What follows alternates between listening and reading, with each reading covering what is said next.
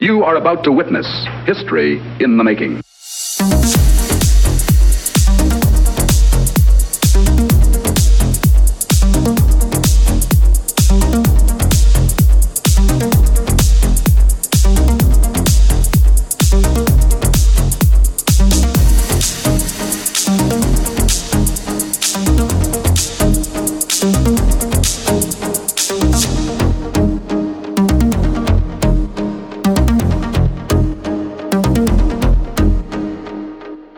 Hi guys, welcome to another Pop Culture Gamers podcast. I'm your host for this evening, Steve, and as usual, Haydn's alongside me. How you doing, pal? I'm not doing fine. I'm doing fine, thank you, Steve. Obviously, going to be one of those days today. Well, it has been because, as I said to you earlier, and I've been playing Destiny all afternoon and forgot what the time was to rush my dinner down my throat. And I was playing Destiny as well, and my Xbox shut down because of overheating. Yes, and mine did exactly the same earlier in the day. So, if anyone else has had this happen, let us know, because it could be a bug with the latest Xbox update. Yeah, because we're in the preview, so I think, personally, seeing as I've never had any problems, and you had exactly the same thing today, it seems to me it's a bug rather than anything else. Yes, I was worried at first, but when I touched the top of it, it wasn't that hot. No, mine was warm. Either. Yeah, mine was the same. So, yeah, a bit of a weird one. But, because I was halfway through a Gambit match and I needed that to add to my list for ticking off the boxes, but we'll talk about that later. Yeah. Anyway, so what you been up to, pal? Well, all sorts, really, because this weekend I have been familyless because my wife went to Scarborough with my son and my mother-in-law, and left me at home with the dog. So it's just been like a boys' weekend in doing kind of stuff that we wanted to do, rather than having to do anything that we were told to do. So I've boxed in some piping in the kitchen, which I'd been meaning to for absolutely ages, sorted out my shed, and installed LED lighting under my new desk. Nice. Yeah, very nice, because the LED lighting is also Amazon Echo controlled as well. Rightly so. Definitely. And colour changing and all of that, because I've had new shelving put underneath the desk, which now holds all of my Blu-rays, including games. What it doesn't hold is all of my DVDs, which are still in my old study, which is now my son's study. So... That's, I suppose you might as well box them up and put them in the loft, didn't you? Well, no, I still do watch them occasionally, but not very often. But there are ones that, he likes to watch as well, like the Disney ones and stuff like that. Yeah. Oh, that's interesting. So, you must weigh a ton, that desk, then, if it all fell over. Well, it's not a desk per se, because it's built into an area where there was wardrobe. Well, sorry. There is like cupboards, but it was where a bed was. So because it's where in my mum's old area of the house when we redesigned it, and but since she's passed, I've moved into here. So it's actually a kitchen top, believe it or not, is what the desk's made out of, or the countertop. And then the shelves are made of, some more of that as well. So, is the room now complete, or you still got a bit more to do? It is complete. There's one thing I've got left to do, and I thought I'd solved it, and I bought a glass display case, which cost a fortune. But I wanted a wall-mounted display case because I've got these, a complete set of Swarovski Star Wars crystals. So Darth Vader, Stormtrooper, C-3PO, R2-D2, Yoda, and BB-8. And I wanted to display them on the wall. The only problem is, when I got the display case, it wasn't right. It overpowered the room. So I spent money on buying a display case, which it was only after I put it together, and so actually this just does not fit the aesthetic of the room at all. So I'm kind of like, I can't send it back now. So you can put it on eBay, I suppose. It's just been built. Yeah. Well, I've actually put it on Facebook buy, sell or swap. But I mean, it's a nice display cabinet, and it is a wall-mounted one, but it's just too big for the room that it's in. If it had been a bigger room, it'd have been all right. And it's got a mirrored back and stuff like that, and LED lighting in it. So, unfortunately, that's that. But I've got a plan to get something slightly different for displaying these. But they look good, and they look better when they're out and being displayed. But I've bought them more of as an investment because the previous lot of Swarovski crystals that they did for Star Wars, they were about the same price, and now they're about $8,000. So what are these just glass? Are they? Well, the Swarovski crystal. Do you know the ones I mean? As in Swarovski, as in a make. Oh, okay. I'm not too sure. Well, they make all sorts of different things, but like the quite expensive like crystal, and it's just a special limited run of these figures that they've made. Yeah. Oh, okay. So they could be worth something in the future. Well, they're worth something just to buy now. To be honest, it's like $1,000's worth of crystals. It's a lot of money. So they're not like whiskey glasses. No, the figures. The figures. Yeah. Oh, okay. Well, I'm with you now. I'll send you a picture of them. Yeah, do that. But, worth a lot of money just to buy, but hopefully in a few years' time, they'll be worth a lot more money. But they look absolutely gorgeous as well, especially when they're lit up. So, but at the moment they're just in a cupboard. So I need to get some sort of glass display case that I can put LED lighting in, but I want it a small one, and not the size that I had. Unfortunately, that's about really the only thing that has not gone right in terms of setting up this new area, but everything else is now complete. So I'm just stop spending money now. I've been told by the missus stop spending money as well. I think her patience has run thin. Well, she said, just a little bit more. Yeah, just a little bit more, yeah. I got a new record, an old record, actually. And I know that you've already got a version or versions of this, but I got the Star Trek Motion Picture soundtrack. And it's a 40-year-old record. And it was in really good condition. And it plays like there's no crackling virtually at all on the record. Whoever's had it has been looking after it, but it was you never played it, but probably. It was a promo record. Yes, is it white label, isn't it? It is, yeah. It's a white labelled one rather than a normal red. So a bit more unusual. Yeah, the only white labels I've seen that have been worth any money are the Beatles ones. But my vinyl's the same. I might say I bought the vinyl the week the movie came out, so. But yeah, mine still plays okay, but I put that away now because I've got the double album, which is the La La Records expanded edition. But yeah, it's great. It's great to have. It is, and I love the Klingon theme tune on it. That's one of my favourite tracks on the record, actually. Yeah. No, it's a good album. So you need to get the expanded edition because there's a lot more tracks there to make the complete film up. Yeah. And I've also been watching Nigel Neal's Quatermass, both Quatermass and the Pit, and I've got to watch the 1979 Quatermass as well. But the Quatermass and the Pit is the 1958 version. Was that on BBC, was it? Or yeah, it was. Was it? It was, yeah, okay. Yeah, so a bit of nostalgic sci-fi that predates Doctor Who. Yes, it does a little bit. There's not a lot that you can say about that. There's not much sci-fi that predates Doctor Who.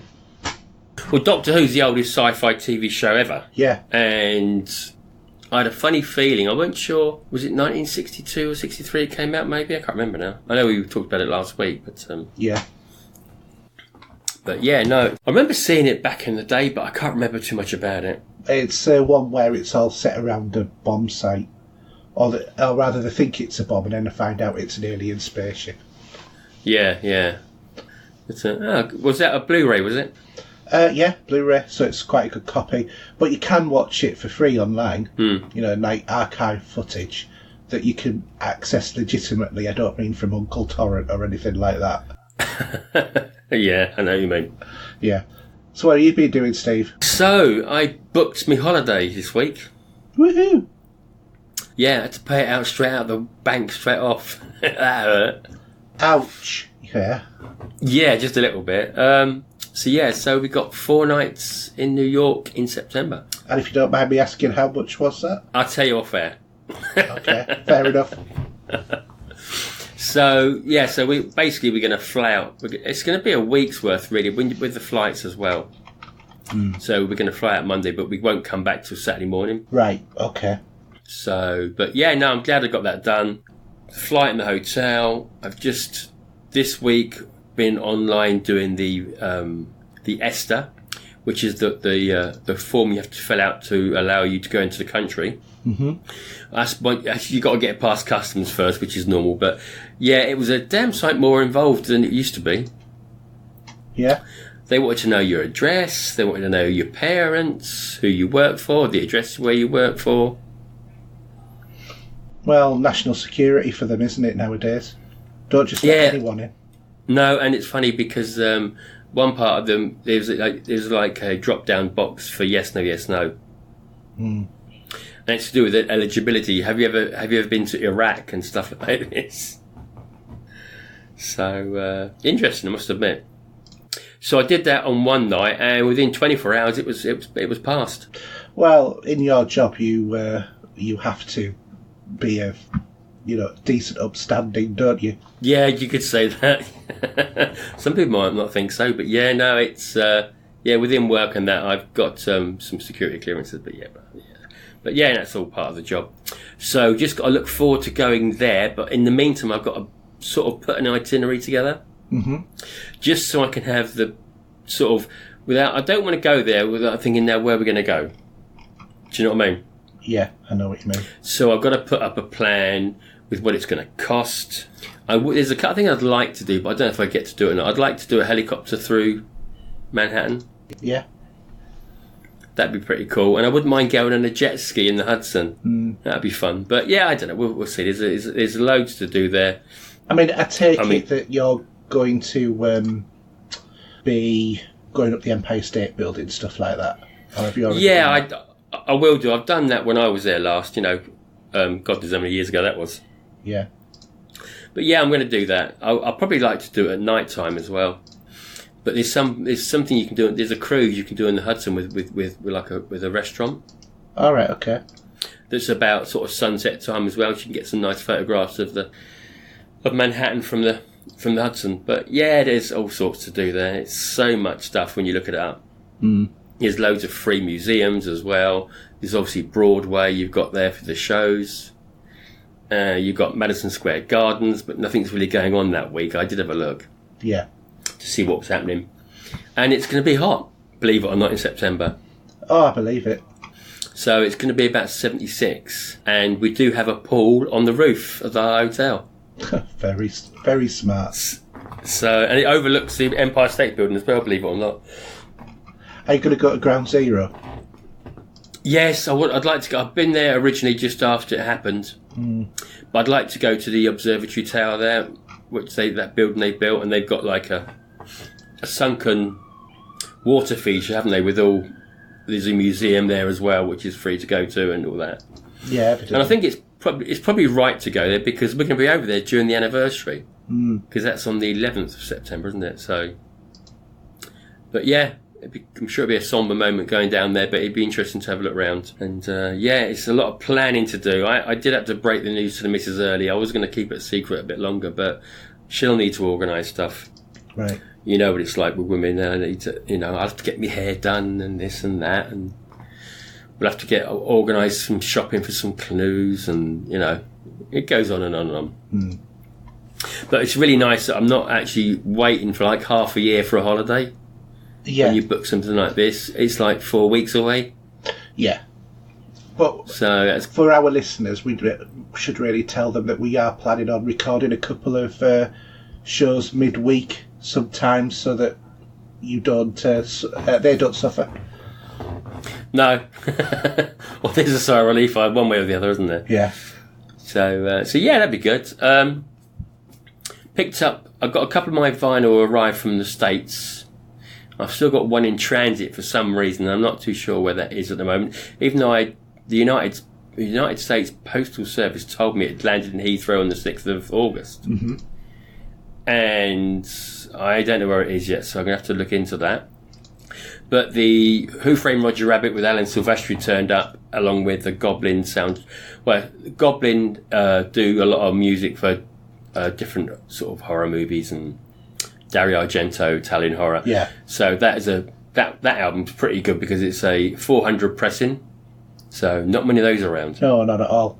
And in a bland green vinyl, but it's just more newer renditions of some of their stuff they've done in the past, from Dawn of the Dead and Suspiria and stuff like that. And it's pretty cool. Yeah, sounds good. And Alan Silvestri, which is probably not your cup of tea with Who Framed Roger Rabbit, but actually listen to it. There's some reminiscence of Back to the Future, and also you got this, because I think Roger Rabbit was set during the Depression, wasn't it? And you had like the speakeasies with the bars there, and you got all that sort of music in it as well. And it's pretty good. And there's a couple of tracks there. One of them makes me laugh because it's one where you've got Daffy Duck and Donald Duck on stage with the pianos. If you remember the film. Yeah. And I think I need to have a rewatch of that. I think it's one of a kind, especially the way the animation's done against the backdrop with the live action. Yes. But yeah, that was pretty good. So that's about it, really. Oh yeah, did a Wrong Reel podcast yesterday for Ray Harryhausen. So anyone's interested in listening to me ramble on about that with James there, that'd be out sometime in the next week, I should imagine. But and the only movie I've watched this week actually is Earth versus the Flying Saucers, which I'll have a brief chat about. And also I have looked at The Boys, as you call it. Interesting bit of different. Definitely. Not for the mother-in-law. I don't know. I think my mother-in-law would be all right sat there, but not for your kids. No. It's superheroes, but not as we know it. Oh, God knows. No, not at all. Okay, so should we go into gaming this week? Yeah. No longer a dream, but a reality.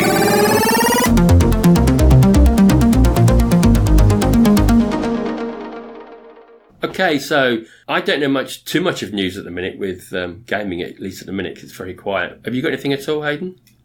Yes, I do, actually. A little bit of news about No Man's Sky. I've forgotten about that game. Yeah, a lot of people have. Well, time to start digging it out again, because No Man's Sky The Beyond update is out this week, or very shortly.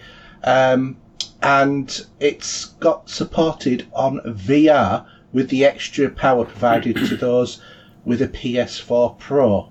So don't know whether or not that means you have to have a Pro in order to do VR, or you get a better experience. But also there is Oculus Vive and Index support. But no news about Windows VR. What's Index when it's at home? I've not heard of that one.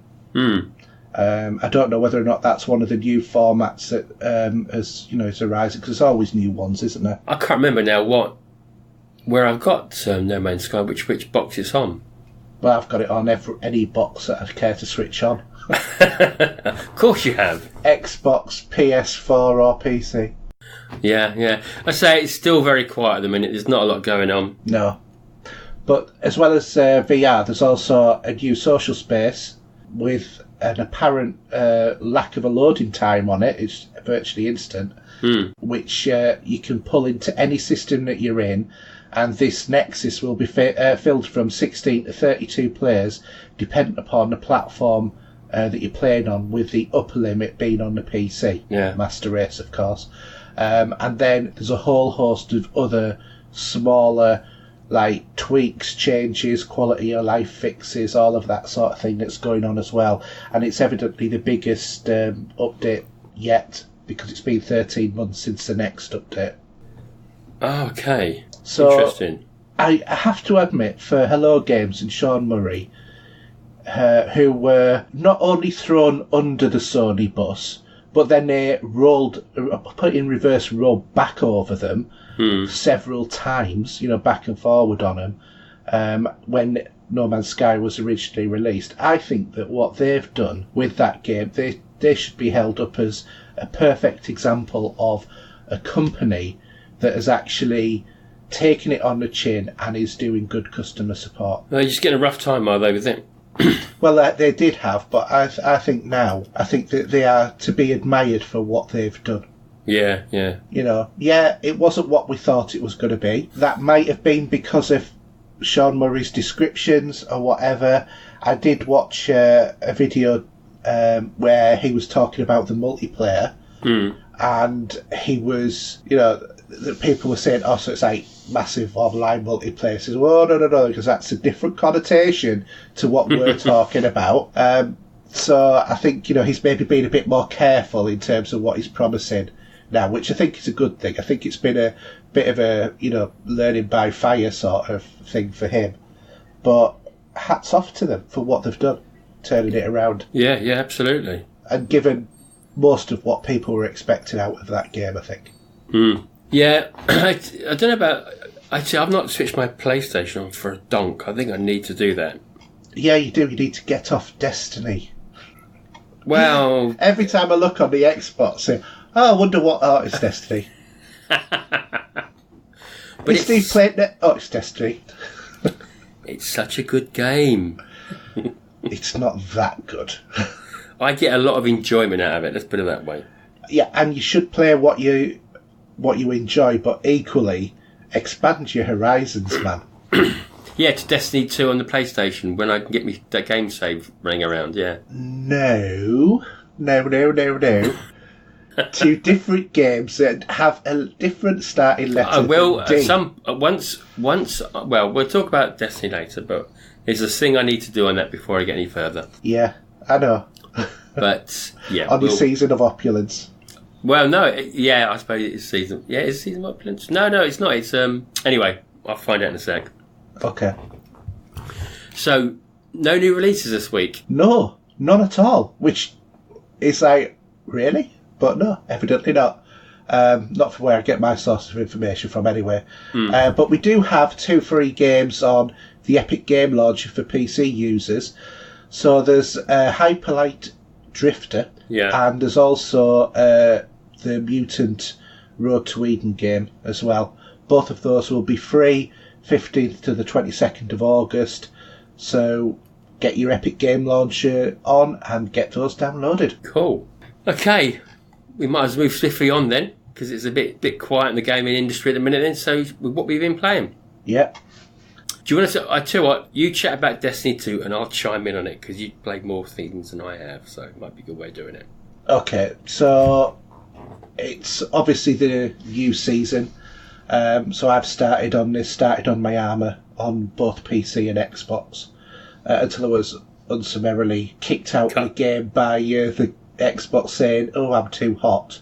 So, yeah, just been playing along with that. It's a normal type of thing that they get you engaged in, locked in grinding for the equipment, doing all sorts of activities, including the dreaded, the hated, compulsory Crucible playing. Which as soon as I saw that, I thought, right, well, I know one armour set that's not going to get complete. Actually, it's not that bad, what you got to do. If I have to play more than 0 games of Crucible, it's that bad. You only got to kill 75 people in it, I know, think. Do you know what?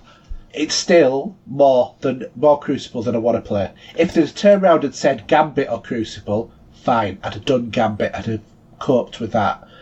But it's Crucible. I have 0 interest in Crucible. So it's just ridiculous. It's like...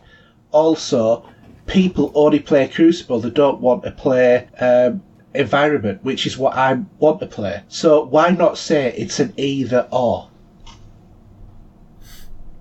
I don't understand this about Bungie, that they haven't got this.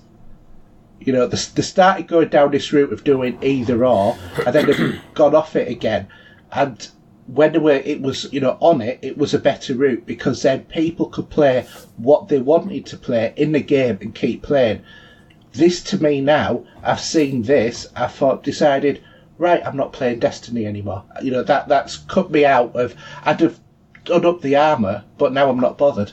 But you've played you've played Crucible before and you've had a bit of a laugh with it back in the day. Yeah, but it's not my bag. It's not my bag at all. I'm not interested. I think some of the grind, I can't remember now because what we're talking about here is the Solace of Heroes, which is a brief window with some armour you grind for, from green to blue to purple. Yeah. Once you get it to purple, you don't have to worry about it for the future. Mm-hmm. But if you get the purple out, this will be the first armour that's going to be the 2.0 update. So with the new changes that we're going to be getting with Shadowkeep, yeah, this is the first set of armour that you'll be able to play and craft to how you want to craft it. But let's face it, you're going to get the new armour pretty much on day one of playing Shadowkeep anyway. Well, no, this armour is a different set though, if you're with me. So, but yeah, I mean, I was on it over the week and I'm nearly getting to the end of getting the blue upgraded. There's about 3 or 4 different bits of grinding I need to do. Hopefully I'll get this done by about Tuesday for the purple armour to kick in. One of the quests was to kill 100 mini bosses on the play space for Solstice. Mm-hmm. But they realise that it's a bit tough, so they're gonna in the update that we get for Tuesday, they will degrade that down to 50. So that will help a few people. But I'm on about 38 at the minute, so I'm not far off 50. So so I'll wait till Tuesday to tidy that one up as well. But I've been loving it. It's just been good fun. Yeah. Well, each to their own. Absolutely. Just Destiny's gone in a direction that doesn't interest me at the moment. Yeah. So what else have you been playing anyway? I've been playing Shiny, which is a indie platformer sort of game. Yeah. And it's a charming little game as well. You play a little robot that the point of the game is that you have to get to the end of each level and repower up to 4 robots which will be shut down somewhere on the level and hidden. Most of the time they're pretty much in plain sight, but sometimes they are really quite deviously hidden, to be honest. The checkpoints are in strategic locations right throughout the whole of the game as well. But the way that these checkpoints work is when you're on a level, you have, say, 10 or 15 attempts to get past a certain section. Yeah. If you fail to get past that section after the 10 or 15 attempts, the game ends. You restart back at the beginning of that level, but that game that you're in ends, which most of the time isn't a problem because 10 or 15 goes at a specific thing. It's quite easy, but there is one particular level that I found because of what happens on it. Your power is automatically draining all of the time, so most of the time when you're playing, you've got a level of power, and reactivating robots and opening doors drains a little bit of power, and if you get hit, that drains quite a bit of power. But there's one element of the game where you're going through and you come across all of these steam vents, and there is a pattern to it, but even if you know the pattern, you do not get enough energy to get to the end, to the next checkpoint, to be able to get your energy back up. So you have to pick up these batteries on the way. The problem is, once you've picked up a battery, you can never pick it up again unless the game restarts. Okay. So it actually gets to the point of in one level where it is more or less impossible to get past that. If you've failed at the final hurdle and picked up all the batteries on the way, you're never going to get there again. You have to restart that level, which was a bit of a rubbish bit. But other than that, it's not an overly hard game. It's quite a nice, relaxing game to play. The characters are quite nicely animated and whatever. You pick up power ups as you're going along. So you get the power to have a force field. You get the power to cool yourself down if if your body gets overheated. Yeah. So by fire or whatever, and you also get a jetpack. But when you use these power ups, it drains your power, so you can't keep using them. So you can't fly from one end of the level to the other because you'll run out of power and die. Do you see what I okay. mean? Yeah? So it's always this constant trade-off, which is why when you're going along, you've got to get the batteries as you're going along, because they reboost your power, and you've got to use checkpoints in order to get a full power-up. So, yeah, it's a nice little game. It's not very expensive. Well worth a look if it's on a deal. So is this in the... So I forgot to mentioned. So this is on Xbox or PlayStation? Xbox. Xbox. It's not in the game. It's not in Game Pass then. No. Okay. No, but I think it probably will be on PlayStation as well. I've not checked, but I don't think it's an exclusive. No. Okay. Anything else? No, not really. That's about it. I did forget to say on the news as well, there's Microsoft have patented, evidently, these gadgets to fit to both sides of your phone to make it look a bit sort of Switch-ish. As in what, to clip? Yeah, so they're sort of like big Joy-Cons, as it were. But they clip on both sides of your phone. And then you use the Microsoft Xbox Game Cloud to play games. So that's what's been patented as a potential new mobile gaming platform. Yeah, because I think the cloud service is coming out in October, isn't it, as a test for a few people. Yeah. So that'd be interesting. Definitely will be. Yeah. But it does look really ugly. Really? It doesn't. It's not as swish as the Switch. Well, now the Switch is made for handheld gaming. You're going to try and wrap something around a phone that's got all different sizes. Even so, if you've seen the pictures, you'll look and you think, yeah, they could have done a better job of that. Are these like fully fledged? The concept designs. Okay, well that could change, then, couldn't it? So I certainly hope so, because they look god awful. Okay. Moving swiftly on, we'll have to go to movies, TVs, and streaming then. Yeah. In quest of a better life,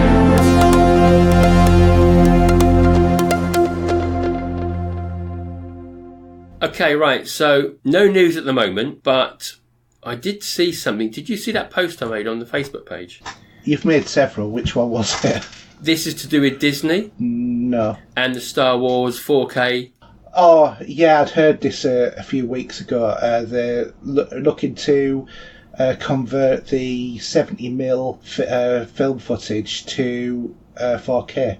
Yeah, and as long as we keep the original versions of the 4, 5 and 6 would be nice. Yes. But again, I'm not even sure at the moment I want to buy them anymore at the moment. I think I'm done for now. Well, with the upscaling, are you really going to get that much from the Blu-rays? That's it, and I'm quite happy with the box that I've got. Yeah. Not that I've watched them in an age. I've probably switched off from Star Wars. It's been a bit of a saturation over the last few years, to be honest. I have to admit, it's going to be a day one purchase for me. But it's supposed to, isn't it supposed to be to coincide with the Rise of Skywalker? I'm not sure if it was on the Blu-ray release, so it's part of a full box set. Yeah. You see, what would sell it for me is if they had some new extras. Yeah, but we've seen all of those over and over again. Yeah, but I'd like to see if I could see the difference between the Blu-ray and 4K. Am I really going to see... Excuse me. Am I really going to see that much difference? You can't see it. But using that argument, you could say, well, why don't you just always ever buy Blu-ray rather than UHD? Because aren't they on Sky at the moment, apparently? Is that right? Yeah, you can download them digitally on Sky, can't you? So, yeah, okay. Right, so, do you want to go and do cinema releases? Okay, so 12th of August, we've got JT Leroy. On the 14th, we've got Once Upon a Time in Hollywood. On the 16th, we've got Dora and the Lost City of Gold. Seeing as that my son will constantly watch this Cartoon Network, I thought this had been out for ages, I have to admit. Also, we've got Good Boys, Ugly Dolls, and Transit. Yeah, so I think the only movie I want to see out of that lot will be Once Upon a Time in Hollywood. I must admit, I'm not really that sure I'm bothered about any of them. Yeah, I'm a bit of a Tarantino fan, so I will get to see it at some point. Whether it's going to be his best piece of work since all the other things he's done, but we'll see. Yeah. I think it's been a bit hot and cold on the reviews. Possibly. So, okay. So, Blu-ray DVD releases. Uh-huh. So, what we got highlighted, we got Being John Malkovich on Blu-ray, Iron Man 1 to 3 4K Blu-ray. That's up your street there, Haydn, without a doubt. Oh, definitely. Now, the Godfather trilogy, I've got one Blu-ray version of that. So, and it's also the restored footage as well. So it'd be interesting to see what that is. Other than that, oh yeah, we've got something there that you've purchased. We've got Shazam. Yes. Blu-ray, 3D Blu-ray, 4K and DVD. Have you seen it yet? Yes. Okay, cool. But I'm not going to talk about it this week. I'll talk about it next week. Other things here in the background, we've got Pet Sematary 2019, which I'll say don't worry about. It's a load of crap. That's why I didn't highlight it. Because I've seen it and it's not that good. What else we got there? Let's have just slide through. No, that's about it. Okay, do you want to do the charts? Yep, so at number 5 we've got Angry Birds Movie 2. At number 4 we've got Spider-Man Far From Home. At number 3, Toy Story 4. At number 2, The Lion King. And at number 1, and it looks fantastic I have to say, Fast and the Furious Hobbs and Shaw. Yeah, Baldies are all in action. I have to admit, Fast and the Furious I've suddenly become a liking to. I watched 8 the other day and I've now bought the box set. Well, I bought an original box set which I think's got 5 of them. Yeah. So yeah, I would like to see that at some point, must admit. Just thinking about in terms of box sets or whatever, where you get your ultraviolet codes. As you know, ultraviolet has now shut down. That's right. However, don't think I can't redeem the videos, because if you've got an existing code, you can. So still go and do it. And for example, I got the Fast and Furious, episodes 1 to 8 box set, and it gave me 9 codes to download, and they all went to Google Play rather than Flickster. Well, Flickster's stopped as well, hasn't it now? It has, but not in this country at the moment. Right. But it has in America. Yeah. Okay. Right then, Blu-ray DVD charts. At 6, we got Don't Look Now. Now I can't see that, but I cannot see it. We'll say you've got it. Don't look now, because we only ever do from 5 anyway. Shut up. I'm going to put it in. At 6 is Don't Look Now, which, if you haven't seen it, is a fantastic thriller from the 70s with Donald Sutherland. Well worth a watch. I'm going to give it a thumbs up anyway. So I have to admit, I don't think I've ever seen that. It's a very torrid tale, to be honest, the content. But yeah. Number 5. In at 5 we've got Us. I didn't know we'd done a movie. Yeah, I know. In at 4 we've got Chernobyl, which I presume is the TV series. TV series. And that was excellent. Oh, it was very good. From 1 down to 3 we've got Alita Battle Angel. 2 at 2 we've got Captain Marvel, and in at number 1 for the kiddies is Dumbo, which will be the live action Tim Burton movie.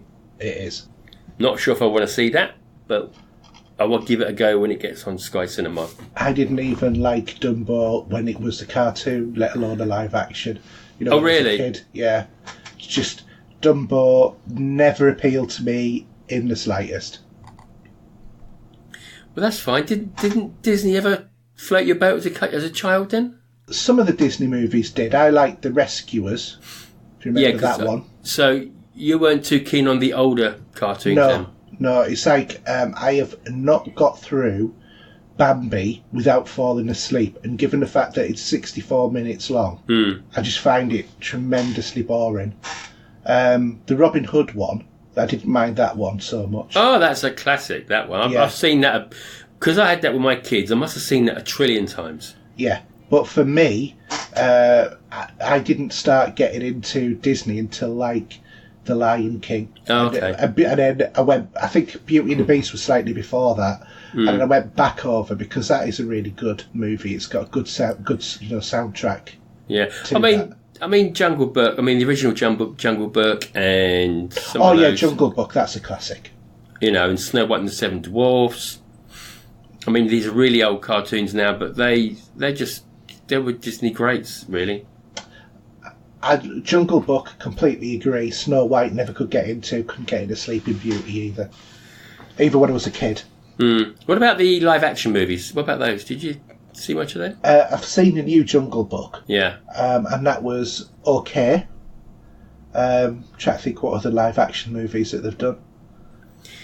They Are you thinking did. about the older ones? And if Yes, so, which because ones? I mean, they did some, and they did some. What do you call it? Some nature ones.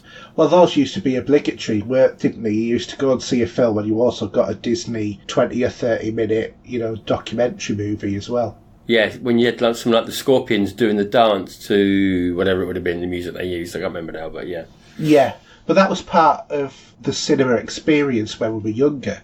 Yeah. And then it just suddenly stopped doing it, and now you just get the movie. Which I suppose now, because generations have changed, and it's like we're in the instant gratification generation now, really, aren't we?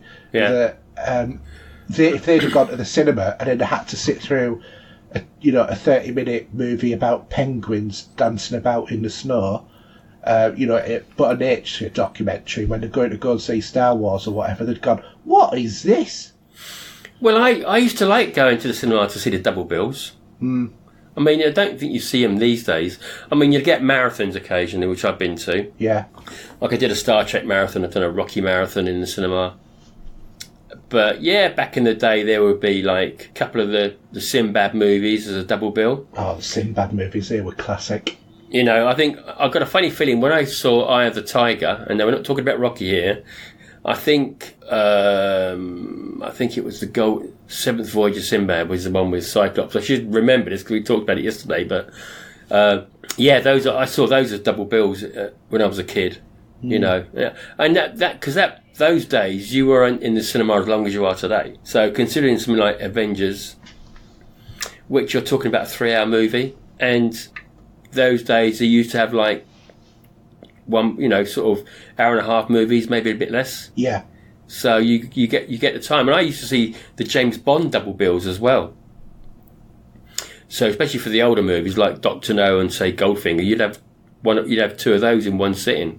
Not Dr. Nout. Dr. Nout, yes.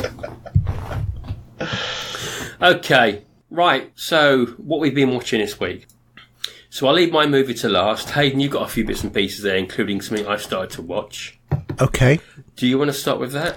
Well, yeah, I'll do my 2 movies and I'll go on to what we've both watched. Okay. And then that's a nice segue into yourself. Cool. So, okay, Robin Hood, first off. So, this is your normal sort of, or you would expect this to be normal sort of Robin Hood. So, in this one, Robin Hood is a war-hardened crusader, Robin of Locksley, played by Taron Egerton, also from Kingsman, so we know who he is. And he has an Arab comrade, Little John, who is Jamie Foxx, from The Amazing Spider-Man 2 and White House Down. And they take action against the Sheriff of Nottingham, who is Ben Mendelsohn, who's from Star Wars and MCU, director credit. And he was in Ready Player One as well. He was indeed, yeah. So, looking at it, you think, well, actually, that's quite a good lineup. So, I mean, this is the latest one in a long line of Robin Hood movies. The probably most famous one in recent decades being Robin Hood, Prince of Thieves by Kevin Costner, or starring Kevin Costner. Yeah. But to be honest, this incarnation of Robin Hood is just not in any of the leagues of the previous Robin Hoods.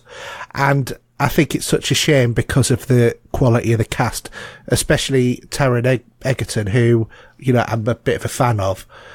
The movie utterly fails to live up to the potential. The writing of the movie is confused and scenes don't play out properly.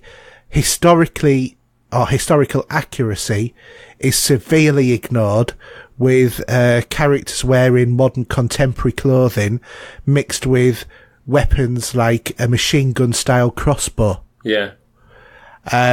Now, what might have saved this movie is if they'd have done as part of the narrative of the story that, this wasn't Robin Hood from, whatever century in the past, but is actually the Earth is in a post-apocalyptic sort of world where there has been more advanced technology, but we've lost a lot of it because of, war and whatever, to explain why they have more modern clothing and, everything else. I mean, when you look at it, if you weren't really looking at the details, the bits where, they're doing the Crusades, you would have thought it was, a modern film about, Afghanistan or something like that. Yeah. It looked completely out of place. There was, people with, those like beanie hats.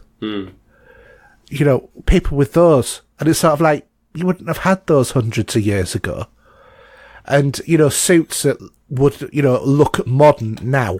It was, you just look at it and think, this is just an absolute dog's dinner of a movie. I remember seeing it come out and I looked at it and thought, even the poster screamed at me to think, no, don't even go there. Yeah.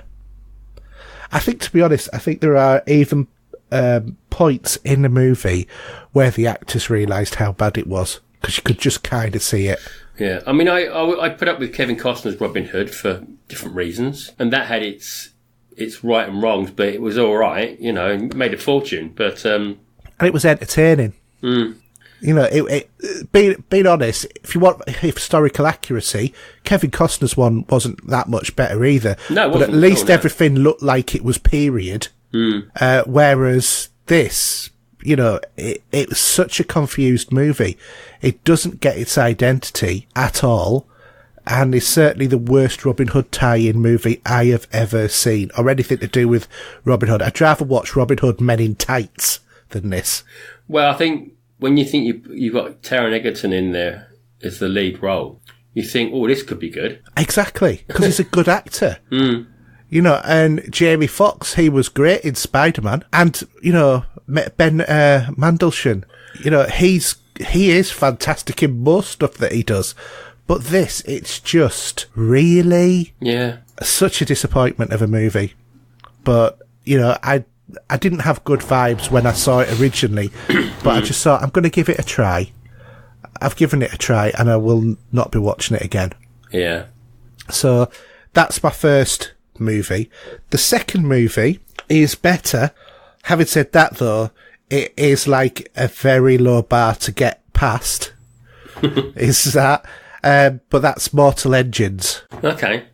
Now, I remember hearing about this coming out a little while ago. Yeah, I'm not sure whether or not it's a series of books or something, isn't it? I saw the trailer and I saw my ears sort of pricked up a bit, but that's all I remember. Yeah. So basically the storyline of this is 100 years after the Earth was decimated by a cataclysmic 60-minute war, cities are converted to supersized vehicles which roam the reformed Earth. King of these cities is London, which devours other cities in order to fuel its own movement. So this has a lot of good stars in it. We've got Hugo Weaving from The Matrix, Lord of the Rings and Captain America. He's probably one of the biggest name stars on it. The show also has Robert Sheehan, who was from Misfits, Stephen Lang, who was on Avatar and Terra Nova, as in Sarge on Avatar, and Colin Salmon from Arrow and Krypton, and Patrick Malahide from Game of Thrones and Luther. So there's some good names attached to this as a movie. To be honest, the premise of it is a bit ridiculous. It's cities driving around the Earth, and like the cities, it's like a stacked city, as it were. But you still have skyscrapers and stuff like that. And on the top of London is St Paul's Cathedral, sort of thing. But the way that they've animated the vehicles makes them kind of look believable in a fashion, as it were. But it is a bit of a silly concept. But I think really there is a potential there which the movie really doesn't quite live up to, because we know silly concept movies, we know them very well. we like silly concept movies, generally speaking, but this is just ridiculous. You know, it just seems to always sheer a bit off to the left when it should have gone right. Do you know what I mean? Yeah. But I think out of the two, it's definitely better than Robin Hood. But like I said, not a high bar to pass. But at least it's switch your brain off and be entertained for a couple of hours. Well, if you watched Robin Hood first and then saw this, you probably were pleasantly surprised. I think if you watched Robin Hood first and then watched this, I think that you will probably think that this was Shakespeare. Going for an Oscar, yeah? Yeah. But, yeah.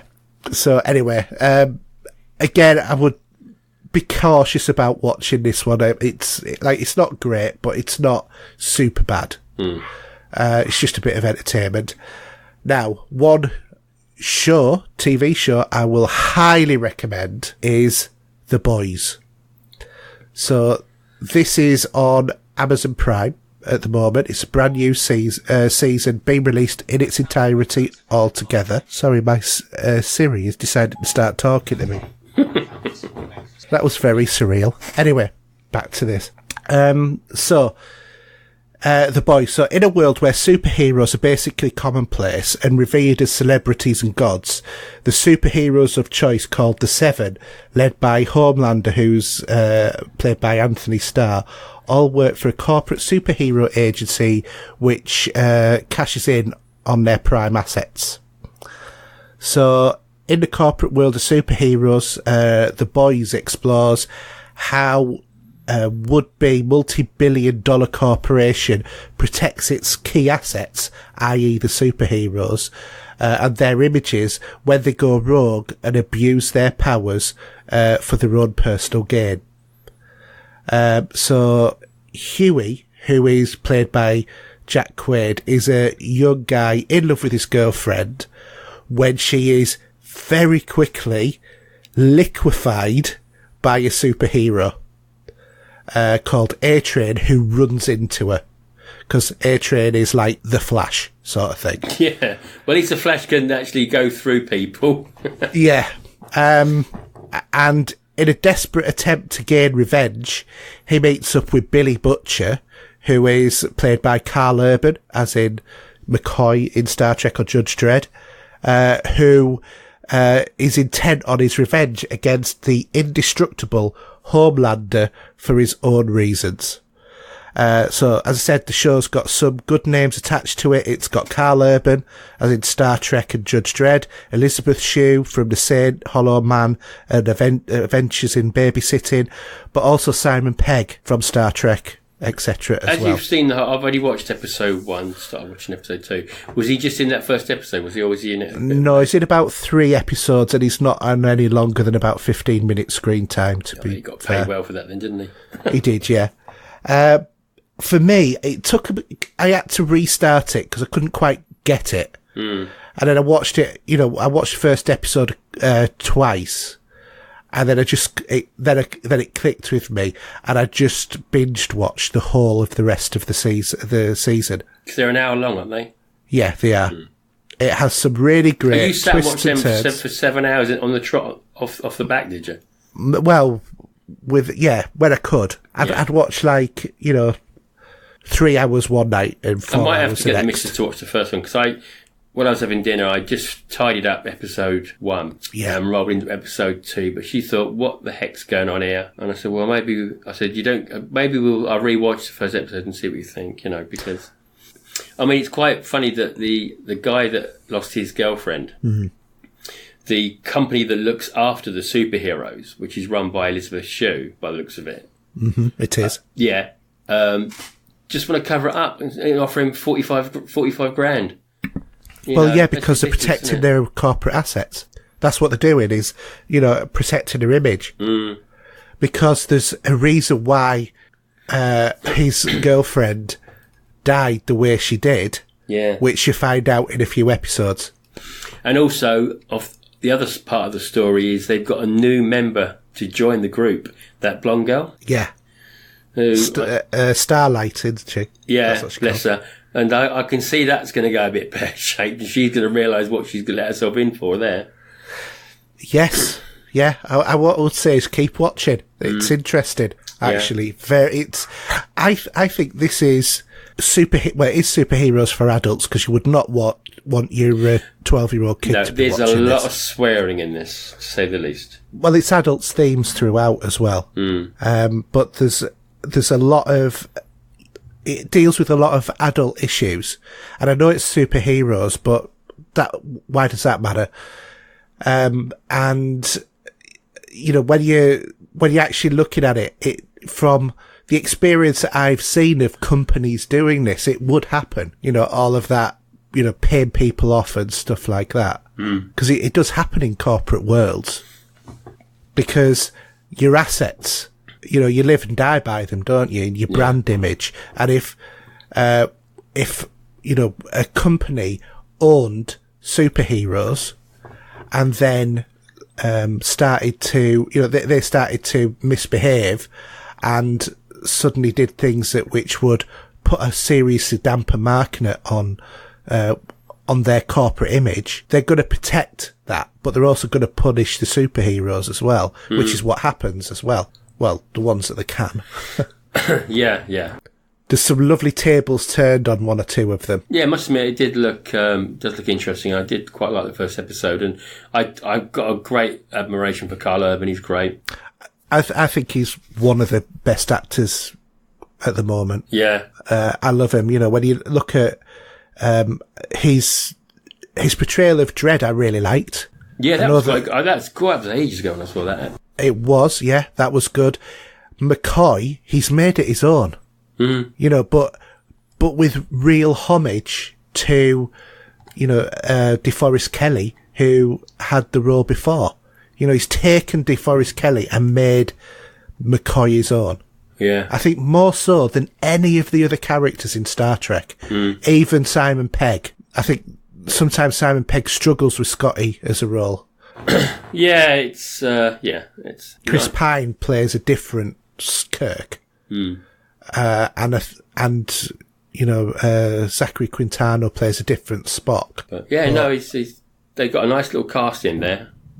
They have I would really recommend The Boys, but if you're of you know, a more delicate disposition, or you don't like a lot of swearing or adult sort of orientated things, or you've got kids about, don't watch it. No. But definitely watch it, you know, when you can, because it is good, really good. Very much recommend it. Yeah. What about you? Yeah, no, the first episode has got me interested, and with the cast I've seen in it, that helps as well, big time. Yeah. So, but yeah, I didn't know where this story was going to go at the beginning. You know, that was, I thought, was just a bit part for the guy that lost his girlfriend. But yeah, I can see this is a revenge series of some kind. Yeah. From that point of view, but yeah, loved it. And also, there's going to be a season 2 as well. Oh, there is there? Oh, cool. Yeah. Nice to know they're going to be pushing that forward then. Yeah, definitely. Because I like to see, it makes a change to see you're not sort of goody two-shoes superheroes, if you know what I mean. Yeah. Yeah, because you get a lot of movies where it's like that, don't you? So the fact that they've gone down this darker sort of side, because, you know, the superheroes are human, but they just have extraordinary powers. And so if they're human, they have everybody else's frailties. Yeah, absolutely. But unfortunately, they've just got the ability to get over them with their superpowers. Cool. Makes it for an interesting time. Anyway, tell us about Earth versus the Flying Saucers. Yeah, so if you're like a bit of a B-movie fan like I am, this is from 1956, and the synopsis basically is that the extraterrestrials are travelling in a high-tech flying saucer. They contact a scientist as a part of their plan to enslave and inhabit the Earth. And I didn't realise when I picked up my copy, I picked up a copy on Blu-ray, basically more for research for the episode of Wrong Reel I did with James to do with Ray Harryhausen, because the special effects in this, as I say, are by Ray Harryhausen. They are classic UFO footage, if you know what I mean. Mm-hmm. And to the fact that even Tim Burton, who has got a lot of respect for Ray Harryhausen, that's his homage is when he made Mars Attacks. Yeah. So if you look at this and you look at the ships in Mars Attacks, you'll see they're very similar. But it's a good B movie. It's an hour and 23 minutes long, which normally they're a bit shorter sometimes. But I loved it. My Blu-ray is a colorized version, but luckily there is a black and white version to choose from. Because not everyone's keen on seeing old movies in colour. But I might watch it in there just to see the difference. But yeah, no, I love watching it. There's some standout scenes at the end of the movie when the UFOs crash into the monument in Washington and stuff like that. And you just can't believe how Ray Harryhausen on wires was actually stop motion on these sort of scenes, if you know what I mean. Yeah. They may be sort of a few seconds when you're watching it. But oh boy, that was a long time there just to get those rocks falling off the ship when it crashes into it. But yeah, overall, it's a great B movie. It's one I've never seen before. I have seen a lot of Ray Harryhausen's flicks over the years, as much as you have as well, I'm sure. And yeah, I'm really glad I enjoyed that one. Really good. Yeah, it's been a long time since I've seen that. It's so long, I don't think I can remember when, but I know I have seen it. It's just I really can't remember much about it. Yeah, I did. It's funny because when there is a part in the movie where they're trying to design something to sort of go against the aliens, and the guy there with slightly bald head, and I looked at him and I recognised his voice, and he was a member of the team that ran the console in front of the time tunnel, because he's in that as well. And I thought, isn't this the one that has the flying saucer flying into Cleopatra's Needle? yeah, the monument, yeah. That's it. Yeah, that's the one. And and they're in front of Congress. Yeah, that's it, yeah. Yeah. Very well put together. But yeah, I'd say I'm a big fan of Harryhausen, hence why we did this podcast yesterday. But yeah, I mean, I love Jason and the Argonauts and his other ones as well there, and all the Sinbad movies. But this one is one I'd not seen before until now. And I'm probably going to pick up some of the older ones that I've not seen before as well. There's a few others that have been done, but yeah.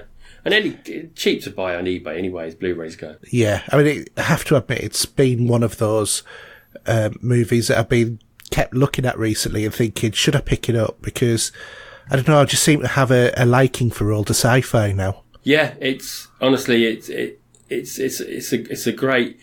I just been a fan of it for many years, and back in the day when I was a kid, we used to have the BBC Two channel showing at 6 o'clock one a week. Yeah.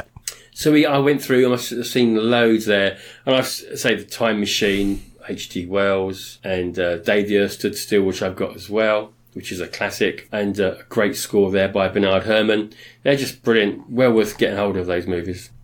Okay. Questions already? Indeed. John, what's happening to us?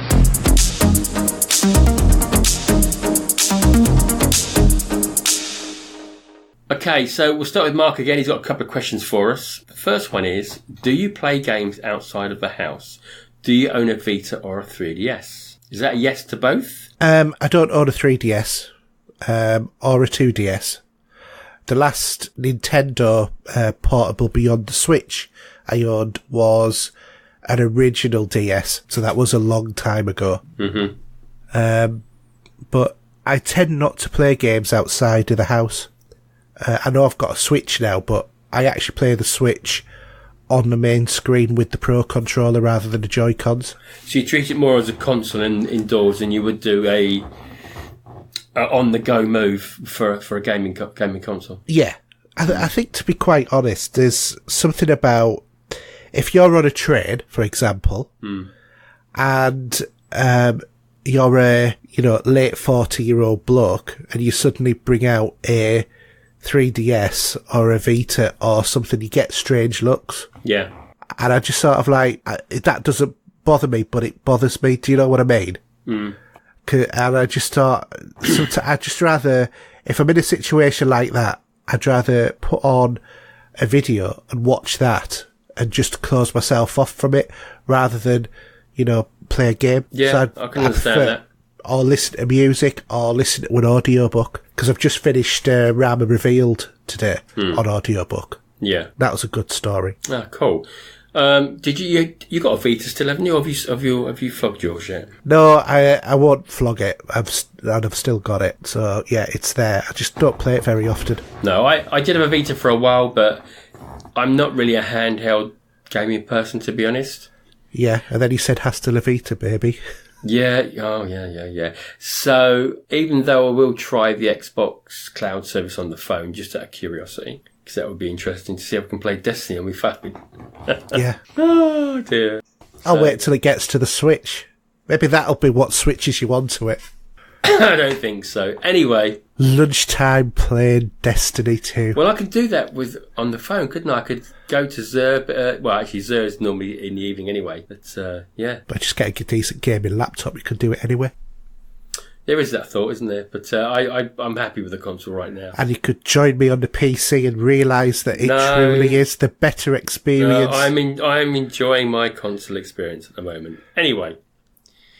So yeah. Anyway, so question 2 from Mark then, Haydn? Yep. So will a company other than Nintendo release a new mobile gaming platform in the next few years? I think we already know the answer to that, and the answer is possibly Microsoft, but it's not a platform. No. As it were. It's a gaming cloud, but they're releasing stuff to fix to your stuff to be able to use it. That's it. You just dig out your own phone and you're away to play. And technically speaking, don't Sony already have that with their streaming service? Because you can do it to your phone, can't Yeah, what you? about the new streaming service as well? What, Sony one? No, the... Stadia. Yeah. So there'll be Google, who will also have that, but it's not quite the same as having a platform, is it? Like the Switch, which is a device designed to be portable, and the new Switch Lite. Yeah. But, excuse me, I think that Nintendo have always cornered the market, to be honest. It's always been theirs, isn't it? So I don't think anyone else will come up against them. I think, without wanting a stereotype, but I know I'm going to, is most adults, even if they are gamers, probably don't play games on the move because you tend to be the one who's driving or organising the rest of the family and, you know, keeping an eye on them and that sort of thing. It's the kids, I think, who use handheld stuff more than we do. Yeah, true. Because we just take them along and they just take it as entertainment. Yeah, I think you hit the nail on the head there, I'd say. Because I would, also say when we were kids, our form of entertainment was looking out of the window. No, actually, it was playing in the forest, probably setting fires. with magnifying glasses or whatever. No, I mean if we were travelling. If we were travelling, we didn't have things like. And I don't mean we actually set real fires. We just played with just all sorts. You played with fire, yeah. You burnt the forest down, didn't you? Really? That's Yeah. Oh dear. Anyway, I'm moving to Facebook, and Jason Toon is saying here, what movie or game franchise should never be rebooted? For him, it's the Back to the Future trilogy, which I totally agree with. I completely agree with that as well. So, anything else we can put in the same boat as that? Star Wars, the original trilogy. Well, it won't get remade, will it? Well, 50 years' time it might. Oh, I'll be long gone by then anyway. So yeah, I know, so we won't be able to complain about the sacrilege. No. But, however, one film that should get remade is The Last Jedi. Yeah, and maybe Robin Hood again. And Robin Hood, yeah. Oh, God, definitely Robin Hood. I think also the Indiana Jones movies. I was just about to come out with that myself, actually, yeah. I know we got another one coming soon. Yeah, Indiana Jones and the Kingdom of the Slipped Disc. Yeah, set in an old people's home in the middle of Peru, maybe. But yeah, it's I don't. What gaming wise? Anything gaming wise? Maybe. Oh, just one more movie which actually is being made that they should actually chuck it in the bin before they start. Is that Sonic movie? Yeah. Well, they've re-gone and done all the graphics for it, haven't they? Because they redesigned Sonic. Because everyone moaned. It just don't even go there. Why do it? Yeah. Who's going to watch it? And Sonic fans. Well.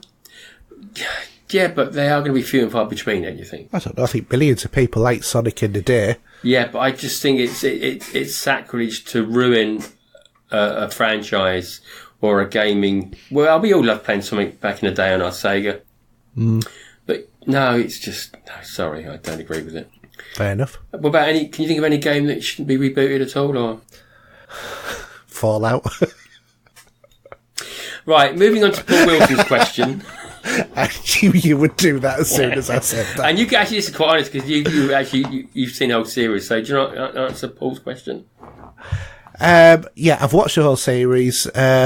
So what's the answer? So have you watched The Boys? I think I can't remember if it's been mentioned. I'm no big fan of superhero movies or TV series, but I'm 20 minutes in the first episode and I'm hooked. So many great laugh out loud moments with totally unexpected scenes. I'm definitely going to be watching more. Couldn't agree with you more. It's a great show. There are some real laugh out moments as well, because I forgot to mention that when I was talking about it earlier on. There are some really funny moments, and some are actually really funny because of the gruesomeness of them. Okay, cool. Right, Nicky Wilson, last one here from Facebook. What are some of your favourite martial art movies? Also, who would win the fight between Bruce Lee and Jackie Chan? Okay, so we'll do the first question first then? Yes. Well, I'm going to say there's only one martial art movie for me that stands out amongst all of them. And Enter the Dragon? Of course it is, yeah. Yeah. That's fantastic. It's very 70s still. I think some people might... I don't know if I think it's still worth a watch now. People that may have not seen it to check it out. I'm going to say 2 martial arts movies, one of which you would argue, or could argue, isn't a martial arts movie, but a sci-fi movie. And that the first one is Crouching Tiger, Hidden Dragon. Yeah. And the second one is The Matrix, because... No, it's not a martial arts movie. Sorry, I disagree. I'm going to stamp down my foot as host for tonight. And I will use the quote because I knew that you would say no. No, it's not. I know Kung Fu. It's a martial arts movie. That's like saying that Hong Kong Phooey is a martial arts cartoon. It's not. That's not the same thing. Their fighting is martial arts right throughout all 3 movies. Sorry. So I would say that as a trilogy because those fight scenes are fantastically choreographed. Right. I reckon you should do a Twitter poll for and against, and we'll see who wins it. Because I'm sorry, I do not agree with you at all. It is not martial arts in any shape. Well, what fighting style is it when it's Kung Fu? It's not a martial arts movie, though. It's a sci-fi movie, so there you go. It's a sci-fi movie that's got martial arts in it. Sorry. And if it's got martial arts in it, it's also a martial arts movie. I'm going to disagree here.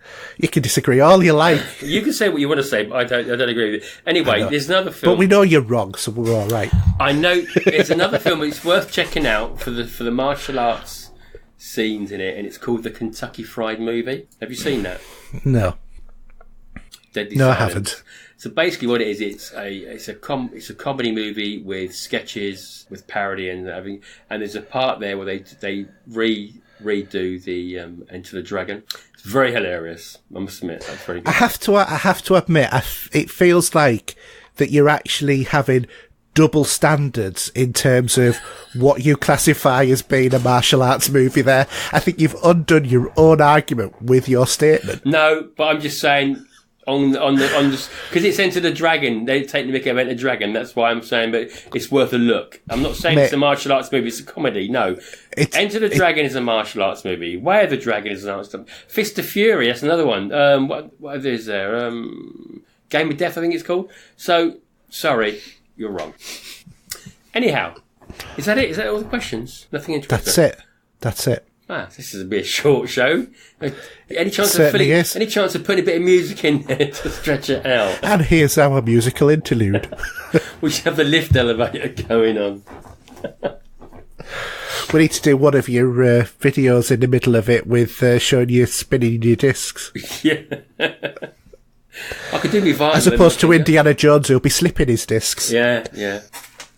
Oh, by the way, before we tidy up, I must admit the CDs I picked up this week, by the way, with the Planet of the Apes series and the Star Trek original series, that is so cool. I have to admit, I do like the sound of the Star Trek one because on the original series there are some really, really good instrumental bits I would love to listen to properly. And you know what? You know your missus said about stop spending any money.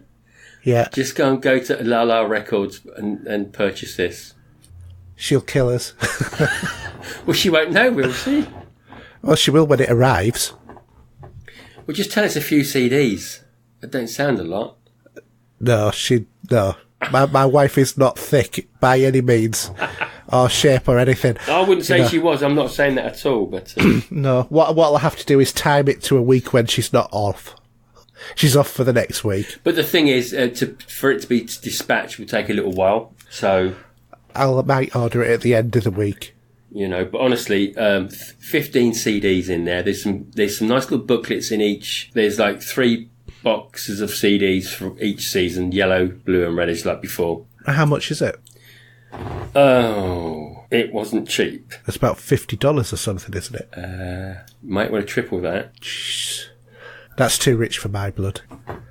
I can't remember now. We'll have a look in a minute when we finish. We'll have a look we'll have a chat in a minute when we finish. Anyway, I was looking at that La La Records redoing of The Wrath of Khan. No, it's not on there. It's on Mondo. Oh, it's at Mondo. Yeah. But the La La, yeah.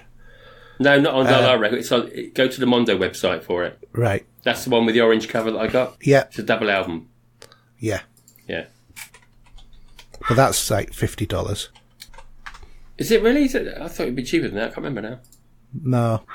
But I say it's fantastic. Having that whole... Oh, sorry. No, it was $35. Sorry. I was going to say. But add a bit of postage to it and a bit of import tax and you probably, yeah. Yeah. But, yeah, it's... you need to go down the Mondo route. Well, some stuff you can't get because it's now sold out, but you have to be quick on the refresh button. When they do bring... But actually, they do represses as well. Yeah. So stuff like Jaws is still there. And so on and so forth. But anyway, should we sign off and then we can chat later? Yeah, certainly. So, at Steve07 for Twitter, that's all you need for me. My PSN ID is the real Steve07 and Xbox is Steve007. And yeah, Twitter, you can talk about anything you want. I'm always there. I'm always good for a natter, let's put it that way. And yourself, Haydn? Well, HERJ UK on everything. Just you can search for me on YouTube, Twitter, PSN, Xbox Live, Steam, the whole lot. If you want to get in contact with the show, podcast at popculturegamers.co.uk. Also, if you want to support the show and have it not really affect you in any way other than losing a Prime subscription, you can follow me on twitch.tv/HERJUK, proceeds of which go to maintaining the cost of the show. Or you can also show your value to the show on our Patreon site as well. Any inquiries, go to podcast at popculturegamers.co.uk. You can also see our Facebook group called Pop Culture Gamers, and it's our website, popculturegamers.podbean.com. And don't forget, we also have an Amazon Echo skill as well for the show. Just search for Pop Culture Gamers. Yeah. Okay, cool. So, thanks for listening. So, as we always normally say, it's a good night from me. And it's a good night from him. Good night. Good night. You are about to witness history in the making.